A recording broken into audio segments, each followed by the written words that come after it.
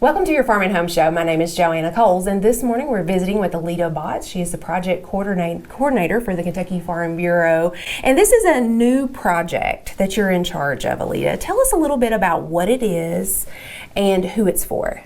So the Kentucky Farmland Transition Initiative was launched by Kentucky Farm Bureau in April. And part of the reason for it is that, the loss of farmland in Kentucky has been an issue for a while, as you know.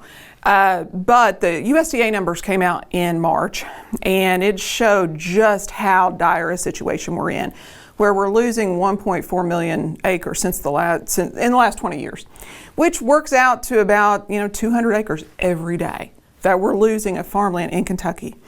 So the Kentucky Farmland Transition Initiative was launched to provide resources to farmers and landowners who want to keep their farmland in active farmers' hands, keep it in production, help them access technical service providers like lawyers and CPAs and other experts to help them through the process, and then also look at what policy at the local, state, and federal levels are either helping us keep farmland in production or might be hindering our ability to do that.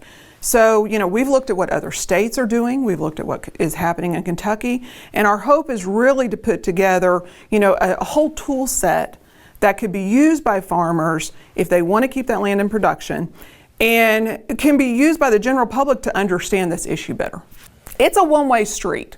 Once that land gets paved, it doesn't come back into ag.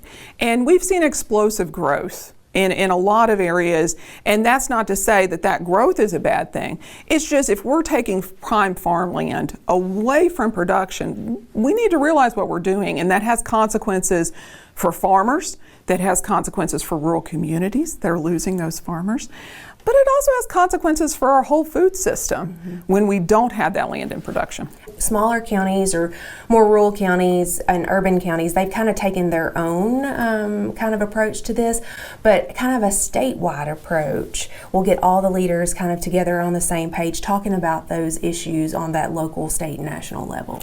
Absolutely, and sharing resources among counties. Like, folks like yourself and other UK cooperative extension offices have done excellent programming on this topic and really gotten people in the door talking about what needs to happen on the planning side so that they are able to keep that farmland either in their family or in production. We want to share resources across those county lines and across the state, and we think that's a way to bridge some of the divide. And we've got some areas of the state that are well served with attorneys who really know a lot about this area. Other parts of the state don't have as many.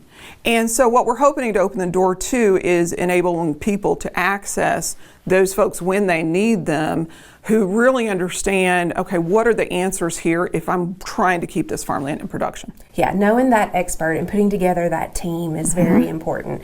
And people who deal with this every day, they know the laws a little bit better to be able to prepare you for what's coming up next. And we need to make sure those people, those experts, are connecting up with the people who really need them and who need to know what are my options, how do we get there. So we set up a website early on, and it's kyfarmlandtransition.com. And the idea behind this website is, one, we want to put resources out there so that people have easy ways to access those. It creates a way for people to contact us. There's a form on there, and my phone number's on there as well. And they can reach out and say, here's my situation. Here's where I'm located.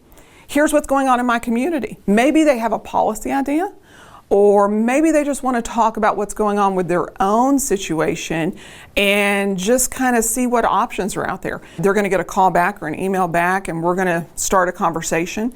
We want to hear from people. This is a problem that doesn't have one solution, so we really want everyone working together to figure it out and figure out how we can navigate so we can keep more of that Kentucky acreage and farmland. People have to be members of Kentucky Farm Bureau to take advantage and be a part of this initiative? Absolutely not. Part of Kentucky Farm Bureau is about, representing agricultural interests in the state. And so really, they are providing this as a service to really look at these issues, but then also, help people reach out and connect up.